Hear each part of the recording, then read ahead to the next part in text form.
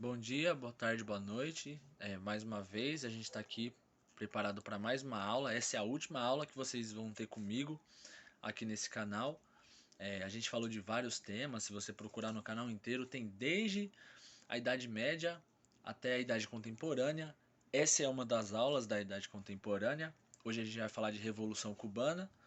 Na última aula a gente falou de Guerra Fria e eu falei que a Guerra Fria tinha relação direta com a Revolução Cubana e tem relação direta mesmo antes de toda a revolução, antes de toda a revolução, antes da Segunda Guerra Mundial, antes da Guerra Fria, já tinha influência dos Estados Unidos nessa disputa de Cuba, né? Mas a gente vai começar falando o seguinte: a gente não vai começar falando da revolução, porque a revolução em si é um processo bem simples, entendeu? A gente poderia falar isso rapidamente em 10 minutos e acabar, mas esse não é a proposta do canal que a gente está apresentando. A proposta do canal que a gente está apresentando é apresentar o que aconteceu, como, por quê e por quem. Entende? Então a revolução não aconteceu do nada, não veio do nada e também não terminou no nada. Isso é um processo que vem desde o século XIX. Isso vem desde quando Cuba estava lutando pela própria independência no século XIX contra a própria Espanha. A gente está vindo de um sistema bastante imperialista no mundo, né? O século XIX é famoso por ter essa influência imperialista no mundo inteiro e Cuba estava sofrendo nas mãos da Espanha, né? Um dos grandes nomes que a gente pode apresentar e é o mais importante para falar a verdade, se você vai falar de Cuba, tem que falar desse cara, é o José Martí, não é? Ele estava lutando contra a Espanha pela independência de Cuba, mas ele morreu antes da independência, não é? Mas mesmo assim, ele acabou sendo bastante importante no processo, principalmente quando no futuro eu vou falar mais para frente no julgamento do Fidel Castro, né? Quando ele, eu vou contar isso depois, mas é bom vocês saberem que isso tem grande importância sim. O José Martí é importante até hoje. Se você vai em Cuba hoje, tem muitos outdoors com imagens do Fidel Castro, com imagens do José Martí, com memes contra os Estados Unidos. Até hoje tem lá, porque para eles foi uma grande vitória derrotar o grande irmão que é os Estados Unidos, não é? E foi uma derrota sim, eu vou explicar isso para vocês hoje um pouco mais para frente, né? Tá, eu vou explicar primeiro a independência de Cuba para vocês entenderem por que há esse ódio tão grande de Cuba com os Estados Unidos, né? Como eu falei, Cuba estava tentando lutar contra a Espanha pela sua independência, mas era pau a pau, entende? Era a Espanha. A Espanha, ela é um país forte, mas naquela época eles não tinham passado ainda por uma revolução industrial, ainda era tudo muito agrário, era desse jeito lá, né? E Cuba também não era um país dos melhores, então a luta durou bastante tempo. Só que o que aconteceu? Os Estados Unidos inventou uma guerra. Eles literalmente inventaram. Não precisava, não ia valer de nada e eles iam vencer de qualquer jeito. O que aconteceu? Em 1898 aconteceu um, um, um evento chamado Guerra Hispano-Americana. E por que aconteceu essa guerra? Vocês vão ver que foi inventado. Um navio norte-americano estava no Atlântico, navegando perto das águas espanholas, perto ali da Europa, de Portugal, e aconteceu de o barco afundar. O barco afundou ali perto, né? O barco afundou perto de você, foi você. Foi basicamente isso que falaram. Tinha minas aquáticas no mar ali para proteger o território. E um dos navios americanos bateu numa dessas minas, a mina explodiu e afundou o navio, né? Houve vários estudos espanhóis na época e eles comprovaram várias vezes que não foi por causa da mina que o navio afundou. O navio afundou porque uma das caldeiras do navio explodiu e isso ocasionou um rasgo muito grande no casco do navio e ele afundou. Até porque tem pedaços do casco e está retorcido para fora. Não está retorcido para dentro. Se fosse a mina, não ia explodir o barco ao contrário. Então, obviamente que o barco explodiu de dentro para fora, mas os Estados Unidos não quis saber, não é mentira, foi vocês. E aí eles declararam guerra à Espanha. É óbvio que a Espanha perdeu. Não tinha a menor chance da Espanha ganhar dos Estados Unidos mesmo naquela época, porque os Estados Unidos já tinha indústria, já estava muito à frente em tecnologia, principalmente em tecnologia bélica, porque eles já tinham passado por uma guerra civil, por uma guerra de independência, então a coisa estava complicada lá, né? Com a derrota da Espanha, a Espanha mal podia se manter, quem dirá manter as colônias que eles tinham. Então eles abandonaram tudo. Com isso, aconteceu a independência de Cuba, né? A Espanha não tinha mais como influenciar lá. Também teve a independência do Havaí, que era da Espanha, mas agora é dos Estados Unidos. É uma ilha que fica perto da costa oeste dos Estados Unidos. Não era deles, mas agora é. Mas o Cuba não gostou disso, porque eles acreditam que foi uma independência roubada. A luta era nossa, a gente que tinha que vencer a Espanha, não era vocês. Foi aí que começou o desgosto de Cuba com os Estados Unidos, porque a independência foi basicamente dada para eles pelos Estados Unidos, né? É mais ou menos nesse momento que começam a falar que Cuba é o quintal dos Estados Unidos, porque tudo que Cuba quer, Estados Unidos vai lá e faz, ou rouba, ou influencia de uma forma ou de outra, né? Isso vem desde a Guerra Hispano-Americana em 1898, né? Mas toda essa conversa não tem nada a ver com socialismo, não tem nada a ver com comunismo. Ah, Cuba é socialista, mas isso foi até depois da Revolução Cubana. Não tinha nada a ver com socialismo, até esse momento, né? Mas por causa da Guerra Fria nesse momento nos anos 50, eles começaram a falar sobre isso para ganhar influência, né? Para influenciar o movimento político do mundo, não é? Aí a coisa começou a ficar pior, porque em 1901 tem a emenda Platt nos Estados Unidos que, assim, a gente acabou, a gente te deu a gente deu a independência, então já que a gente já te ajudou, agora a gente vai começar a fazer parte também do que vocês fazem aí em Cuba. E aí os Estados Unidos chamou a emenda Platt, né? P-L-A-T-T. O que basicamente diz a emenda Platt? Instituir a liberdade americana em Cuba, né? Ah, os Estados Unidos quer mais embargo comercial em Cuba? Não tem que pedir permissão, eles vão lá e fazem, não é? Eles compõem a Constituição cubana, eles dizem como é que vai ser, como é que vai estar, porque já que a gente te ajudou, então a gente vai tomar as rédeas um pouco do seu país também, né? Que mais que aconteceu além da Constituição? Houve, tipo, intervenção militar era aberta, não tem conversa. A gente quer botar exército aí, a gente vai. Se precisar treinar aí, a gente treina. Se precisar entrar e sair, a gente vai. Não tem que pedir permissão para Cuba. É, Também houve a criação da prisão de Guantánamo, não é? Que existe até hoje. Ela é uma das mais importantes. Era principalmente para presos políticos. É, e outra coisa, terras à disposição dos Estados Unidos. Ah, tem esse pedaço de terra, a terra é boa. É de Cuba? Não, é óbvio que não é. É dos Estados Unidos. A gente também não precisa pedir permissão para plantar e colher nada nessas terras. É assim que funcionavam as coisas em Cuba agora por causa dos Estados Unidos. Então, além de roubar a independência, eles ainda estão roubando as terras, a liberdade, estão roubando tudo. Mas é isso que os cubanos alegam. É aí que começa o ódio. Então, a liberdade agora não é mais pela Espanha. A liberdade agora é pela independência deles contra os Estados Unidos. Vocês percebem até agora que não tem absolutamente nada a ver com socialismo. É simplesmente Cuba querendo ser livre. Até esse momento. Vai ter influência soviética, socialista? Claro, por causa desse ódio também. Mas não agora. Você já percebeu que Cuba tá debaixo das mãos dos Estados Unidos até esse momento, não é? O que aconteceu? Um cara chamado Fulgêncio Batista, que tá no domínio de Cuba, se não me engano, ele ficou década de 40 e 50, 30, 40 e 50, né? E ele era pró-Estados Unidos, entendeu? Ele instituiu uma ditadura em Cuba, mas ele era basicamente um fantoche dos Estados Unidos. Ó, a gente vai te deixar aí, mas você sabe que você responde a gente, né? A gente vai pedir, se a gente pedir, você vai deixar. Se a gente tiver que ter autorização, você vai dar. Ele era um fantoche e era pró-Estados Unidos, totalmente capitalista, né? E ele também foi derrubado pela Revolução Cubana. Vocês vão entender no futuro.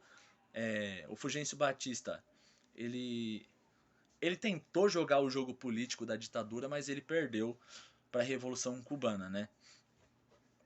E a oposição que está acontecendo agora em Cuba, não, como eu falei, não tem nada a ver com socialismo. Era totalmente nacionalista.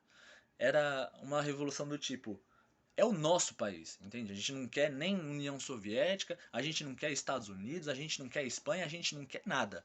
Até esse momento, o Fidel Castro é só um advogado, é só um cara que defende as pessoas no tribunal e que acusa outras. É isso o que o Fidel Castro é. E ele é um desses nacionalistas que quer a independência agora dos Estados Unidos. Eles não querem mais a influência dos Estados Unidos, né? É por causa desse momento que começa de verdade a Revolução Cubana, né? Como é que começa a Revolução de fato? Começa numa data que é muito famosa em Cuba, em todo lugar tem placa disso. Em Cuba tem placa de tudo. Mas as principais coisas que você vai ver em Cuba é placa contra os Estados Unidos, placa exaltando o 26 de julho, que é o dia que começou a Revolução, placa exaltando o Fidel Castro, o Raul Castro, Che Guevara, e é sempre sátiras, entende? Tem muitas que são muito famosas, por exemplo, é um cubano numa ilha e os Estados Unidos e o tio Sam no mar, porque não conseguiu chegar em Cuba, né? Isso vai ter relação direta com a Revolução Cubana, você vai ver de tudo, né? Tem memes até hoje que a gente conhece no Brasil, eu vou explicar isso para vocês depois. Mas no momento é simplesmente nacionalista. A gente não quer os Estados Unidos aqui. Não é pelo socialismo. A gente não quer vocês aqui. É só isso. Não é contra, não é a favor deles. É só contra todo mundo. Entende? Aí o Fidel Castro, ele formou uma guerrilha, né? Ele é só um advogado. Ele formou uma guerrilha e ele, com seus parceiros, ele tentou assaltar um quartel. Qual era o objetivo desse assalto? Eles queriam entrar no quartel e pegar as armas para formar uma guerrilha maior, para dar armas para mais pessoas e treinar mais para dar um golpe de estado no governo. Só que esse golpe deu errado. Ele deu tudo errado, eles foram pegos. Só que o Fidel Castro ele conseguiu fugir, né? Ele foi embora e alguns foram pegos.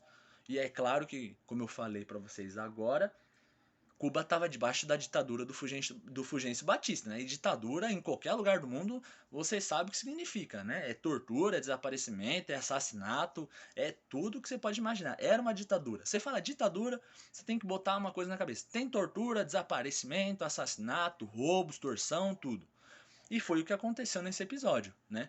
Alguns foram pegos, e aí tem até uma história de que duas pessoas foram pegas, né? E aí eles colocavam um numa sala e o outro na outra e torturavam um para o outro ouvir a tortura, né? E ter uma pressão psicológica. Aí chega uma hora que, assim, só para explicar para vocês, a ideia da tortura não é matar. Porque que se você mata, você falhou na tortura. A tortura é para ser torturado. E aí chega uma hora que eles arrancam o olho de um e apresentam para o outro. E aí o outro fala, você arrancou o olho dele e não falou. O que faz você acreditar que eu vou entregar os meus parceiros? E aí eles falharam totalmente na tortura, porque eles não vão se entregar agora de qualquer jeito. Entende? E aí, claro que alguns morreram, outros desapareceram, não é? Mas o Fidel Castro, que é o líder da guerrilha, ele fugiu, ele conseguiu sair fora. O que acontece? Ele acaba sendo preso, né? Ele acaba sendo encontrado, encontram ele e ele é preso. E aí o que acontece, né? O Fidel Castro ele tinha muita influência no meio do povo cubano. As pessoas gostavam muito dele e começaram a fazer protesto depois que o Fidel Castro foi preso, né? Começaram a ir na frente da prisão, tem que libertar ele. E foi um protesto muito grande porque as pessoas gostavam muito mesmo dele. E aí o Fulgêncio Batista falou o seguinte, né? Que era o ditador. Falou assim, pô, não vai ter como, eu não posso fazer qualquer coisa com esse cara. Eu vou abrir um julgamento só de fachada para ver se acalma os ânimos do povo, não é? E aí foi convidado, o Fidel, foi convidado não, né? Chamaram ele e falou, Fidel, vai ter o seu julgamento. Você tem direito a um advogado. Ele chamou um advogado? É claro que não, ele é advogado. Ele falou, eu vou preparar minha própria defesa. E é claro que ele arrasou, falou horas e horas, porque os discursos de Fidel Castro duravam horas. E o cara era tão bom que deixavam ele falar. Mano, vai falando aí. E assim, ele não era uma pessoa burra. O Fidel Castro era um advogado, ele não era burro. Ele era muito inteligente e ele tinha bastante lábia. E o que, que ele fez? Qual foi o discurso de defesa que ele fez? Ele deu um panorama inteiro da história de Cuba desde o começo até aquele momento. E aí ele falou o seguinte, eu acho que eu não vou lembrar mais ou menos a fala do discurso dele, né? Mas ele fica horas e horas falando, dando panorama, dando dados estatísticos, porque ele não era burro e ele precisava preparar a própria defesa para não ser preso e morto. Entende? E aí ele termina o discurso dele depois de várias horas e ele fala, sabendo, e ele termina mais ou menos assim: e sabendo de tudo isso, toda a história de Cuba, todos os problemas, todo o problema do povo no campo, toda a fome nas ruas, o analfabetismo, todo o problema da ditadura e os Estados Unidos, vocês ainda acham que eu sou o culpado de tudo isso? E ele está se defendendo só da invasão do quartel. Ele está querendo dizer, basicamente, que o que ele fez é reflexo do que estava acontecendo. Então ele não é o culpado. O culpado era outro alguém que não era ele. E aí ele fala uma frase famosa que todo mundo conhece do Fidel Castro até hoje, que é: a história me absolverá, né? Porque ele sabia que o que ele estava fazendo era só pela liberdade de Cuba. O que, que aconteceu? Não tinha a menor chance de fazer nada com o cara, né? E aí o Fulgêncio Batista falou: pô, não teve como, depois de um discurso desse, se eu prender ele não vai dar bom. Fizeram o quê? O Fulgêncio Batista libertou ele. Falou: ah, você então está absolvido, parabéns, você vai ser liberto, pode ir embora. Só que o Fidel Castro não deixou barato essa situação, né? Ele ainda quer a liberdade de Cuba. E o que, que ele fez? Ele tinha parceiros no México. E aí ele foi para o México, levou uns parceiros dele lá, fez umas amizades e começou novamente a treinar sua guerrilha. O Fulgêncio Batista sabia que a guerrilha existia e eles estavam se organizando para fazer a revolução? Eles sabiam, né? Mas não podia fazer nada, porque o território não era cubano, era mexicano. Foi no México que o Fidel Castro se aproximou mais do irmão dele, o Raul Castro, e o Raul Castro conhecia o Che Guevara, né, que era um médico argentino. Nenhum dos três era nenhum burro, nenhum dos três era nenhum ignorante, eles eram médicos, advogados, eles não eram pessoas burras. Então, eles tinham um certo conhecimento, uma organização militar, política, médica, militar, entende? Só que como é o nome dele? Fulgêncio Batista, se não me engano, ele não podia fazer nada. Não pode interferir num território que não era dele. E aí eles estavam preparados agora para a revolução. Raul, Fidel Castro e o Che Guevara. E como eu falei, o José Martí ele é importante na história de Cuba até hoje. Ele é um dos caras que mais influenciou a história de Cuba, principalmente pela luta da independência. Ele morreu em nome da independência. Então o nome desse cara era importante para os cubanos de todas as formas que você pode imaginar. E aí, o que, que aconteceu? O José Martí disse que tinha um lugar, certo lugar em Cuba, chamado. Deixa eu ver se eu anotei só um nome aqui.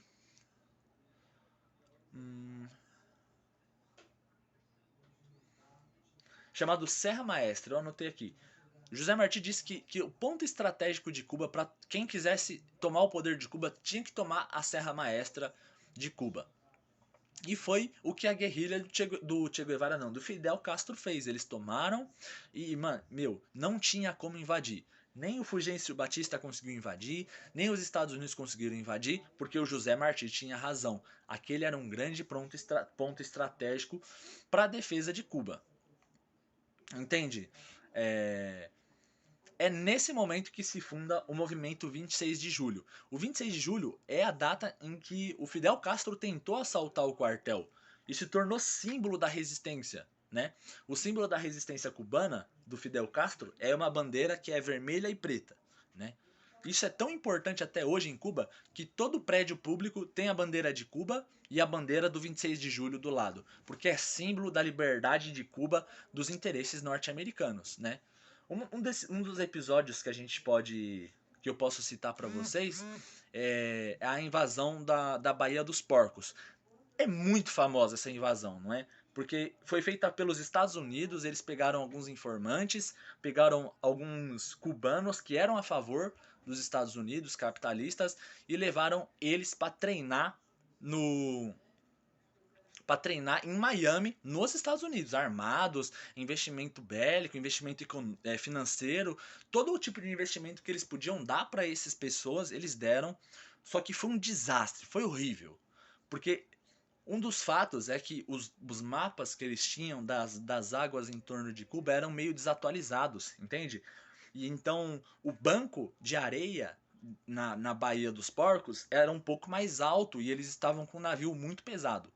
Então o navio não conseguiu chegar até a Baía dos Porcos em Cuba. Eles encalharam. Então essa invasão foi uma total piada e Cuba usa esse símbolo até hoje. Olha a derrota que os Estados Unidos teve. O grande irmão não conseguiu invadir a ilha de Cuba. Entende? Isso se tornou piada e eles usam isso até hoje como derrota dos Estados Unidos, como eu falei, os memes do cubano na ilha e o Tissan no mar, dizendo: vem, você não consegue invadir a gente, você não consegue tomar as nossas terras, entende? Então eles comemoram dando o nome desse movimento de 26 de julho, entende? Em honra ao primeiro movimento de Fidel Castro tentando assaltar o quartel lá em Cuba, não é? Esse, esse, esse, esse, Essa tomada do Fidel Castro, do Raul e do Che Guevara na Serra Maestra foi em 1956, 3 anos depois da primeira tentativa de Fidel Castro de tentar assaltar o quartel. Então você percebe que passou 3 anos apenas desde que ele tentou, foi preso, julgamento e liberto. Então ele se preparou rápido, porque como eu falei para vocês, é, ele não era uma pessoa burra, ele sabia agir rápido, se organizar com as pessoas certas, então isso foi muito importante para eles. É, Só que não parou por aí. Em 1956 até 1959 houve muitos conflitos, né? Houve muitas invasões, os Estados Unidos tentou várias vezes invadir, influenciar, só que não estava conseguindo. Cuba sempre saía vitoriosa. A Serra Maestra, ela é muito importante mesmo. Eles não conseguiram invadir, né? Tem um episódio só de um repórter norte-americano que ele queria muito entrevistar o Fidel Castro, o Che Guevara, o Raul Castro. Ele queria muito, muito, e ninguém conseguia autorização para ir até a Serra Maestra. Até que o Fidel Castro autorizou ele lá para fazer uma entrevista, e essa entrevista é famosa no mundo inteiro, porque o repórter ficou maravilhado com Cuba, não é? Cuba é uma propaganda muito grande, porque eles realmente erradicaram o analfabetismo lá. Lá não existe moradores de rua, realmente, lá não existe. Né? Isso é estatística global. Tem uma piada, um meme até dizendo: tem tantos milhões de moradores de rua no mundo, nenhum deles é cubano. Tem tantas milhões de crianças analfabetas no mundo inteiro, nenhuma delas é cubana. Mas apesar de ser um meme, de ser uma propaganda pró-Cuba, isso é verdade, isso é estatística global. O analfabetismo foi erradicado em Cuba. Não há analfabetos lá não há moradores de rua. Entende? E eles usam isso como piada ainda mais de ridicularizar os Estados Unidos. Até hoje, entendeu? Foi o que eu falei para vocês. Até aí não tem influência soviética nenhuma. É só um movimento nacionalista pró-Cuba. Entende? Quando é que começa a haver a influência socialista em Cuba? A partir de 1959. Até aí é Revolução Cubana. A partir daqui não. A revolução já está feita, já está completa, já é deles. Então a influência começa em 59 mesmo, quando a União Soviética percebe: aquela ilha pequena lá, os Estados Unidos está tendo muito problemas com ela. Não conseguem invadir, eles são fortes, têm uma organização militar, não são simpatizantes do capitalismo, e aí eles começam a se aproximar cada vez mais de Cuba. Olha, eu vi que vocês não gostam deles, a gente também não. Por que a gente não cria uma aliança? Entende? É aí que Cuba começa a se associar ao socialismo. É nesse momento só. Fidel Castro, Che Guevara não tem nada a ver com socialismo. Eles só se aproximaram da União Soviética por interesses contra o capitalismo norte-americano, não contra o capitalismo em si. Entende? Mas eles fizeram sim reforma agrária, fizeram todo tipo de reforma de cunho socialista que você pode imaginar, mas não por socialismo, mas por nacionalismo. É tanto que nesse momento que começa em 1962 que tem a crise dos mísseis, né? porque os Estados Unidos colocou mísseis balísticos e nucleares na Turquia, porta de entrada da União Soviética. E aí a União Soviética falou assim, rapaziada, ô Cuba, vocês que estão aí na parceria com a gente, por que a gente não pode pôr uns mísseis aí também, só pra dar um medo neles? Vocês já são bastante fortes, já viram que não conseguem invadir vocês de forma alguma. Será que você pode ajudar a gente? A gente deixa, além de a gente te dar uma força, né, na nossa aliança, a gente deixa as armas mais poderosas aí. É aí que eles não vão mexer com vocês mesmo. E aí Cuba falou, tá joia, então pode pôr aqui, não tem problema, né? E aí, como eu expliquei na aula de Guerra Fria, na aula de Guerra Fria, né? Houve o recrudescimento, houve a detan da França, falaram, rapaziada, menos, vocês têm muito poder bélico, dá para destruir o mundo com essas armas. Por que vocês não tiram essas armas de onde tá, né? Vamos abaixar as armas um pouco, diminuir a produção. Vocês querem continuar essa Guerra Fria? Continua de outra forma, mas dessa forma, como eu disse para vocês, é suicídio coletivo. Um apertou o botão, o mundo inteiro morre. Entendeu? Então, basicamente, a Revolução Cubana é isso. Eu acho que deu para entender como é que funcionou todo o processo, como é que chegamos ao ponto do ódio dos Estados Unidos, o imperialismo, a independência cubana, como isso influenciou Fidel Castro e os nacionalistas, como é que aconteceu a Revolução em si e as consequências dela. Bem, eu espero que você tenha entendido, por isso é hoje, e eu te vejo numa próxima oportunidade.